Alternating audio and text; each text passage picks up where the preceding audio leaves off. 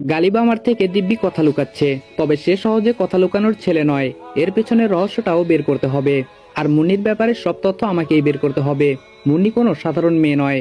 Tranquilliser এটা হচ্ছে দ্রুত ঘুমানোর ওষুধ। এটা সাধারণত ছিনতাইকারীরা ব্যবহার করে, খারাপ কাজেই বেশি ব্যবহৃত হয়। পুরো মার্কেট ঘুরে পেলাম না কোথাও, বেশ টেনশনে আছি। এই স্প্রে ছাড়া মিশন সম্পূর্ণ অচল, সব প্ল্যান মাটি হয়ে যাবে। আর এইদিকে গালিবও রহস্য কিছু আমাকে বলছে না, কিন্তু তার ভাবে বোঝা যাচ্ছে সে সব জানে। এখন কি করি, দেখা যাক সকালে কি হয়। গালিব ড্রাইভ করছে, আমি জানালা দিয়ে আনমনে তাকিয়ে আছি। হুট করে মনে হলো বাসের সেই কাজল চোখের মায়াবতীর কথা। এখনো সেই মেয়েটার কথা ভুলিনি, সেটা ভেবেই আশ্চর্য লাগছে।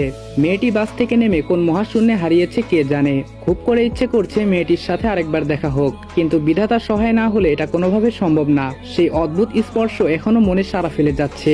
এত চিন্তার মাঝে কিভাবে সে আমার কল্পনায় আসে সেটা ভেবে কুল পাই না। গালিবের কথাই ধ্যান ভাঙলো। গালিব বলল, আমার মনে হয় ফুপির সাথে তোর পাঙ্গা নেওয়া ঠিক হবে না। আমি বললাম কেন? গালিব বলল, সে একজন এমপি। আমি বললাম কেন যে এটা আগে জানতে চাইলাম না, তাহলে এত কষ্ট করতে হয় না।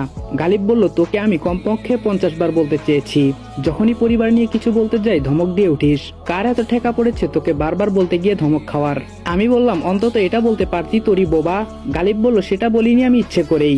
আমি বললাম কেন? গালিব চুপ হয়ে গেল।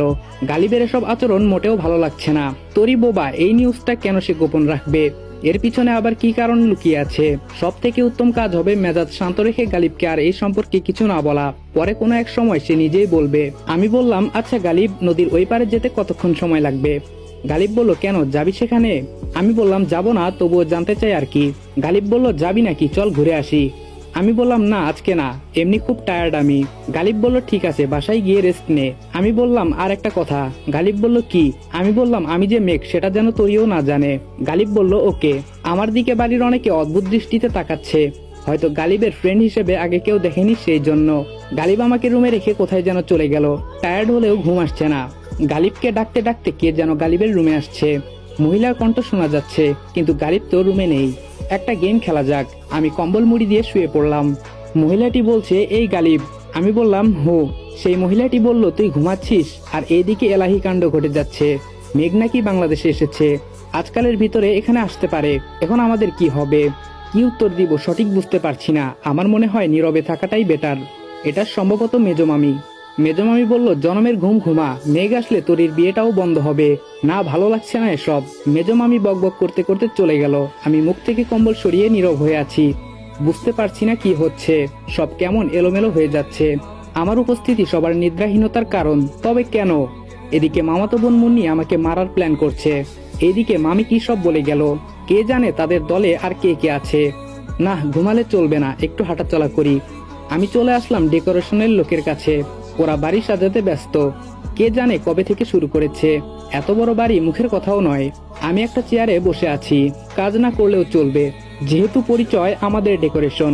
আমার দৃষ্টি শুধু আশেপাশে লোকদের দিকে। এখন অবশ্য মানুষের তত আনাগোনা নেই, সবাই হয়তো ঘুমিয়ে পড়েছে। না, বসে থেকে কাজ নেই। আনাস না আসা পর্যন্ত আর কোনো কিছু করতে পারবো না। রুমে এসে দেখি গালিব বিষণ্ণ মনে বসে আছে। কে জানে আবার কি হয়েছে। জিজ্ঞেস করবো নাকি একবার? না থাক, ওরে জিজ্ঞেস করলেই যেই, না করলেও সেই। কোনো কিছু বলবে না। অযথা সময় নষ্ট না করে ঘুমিয়ে পড়ি। সকালে কারো হাতের ধাক্কায় ঘুম ভাঙলো। হকচকিয়ে উঠতেই দেখলাম তরি। আমাকে দেখে সে আটকে উঠলো।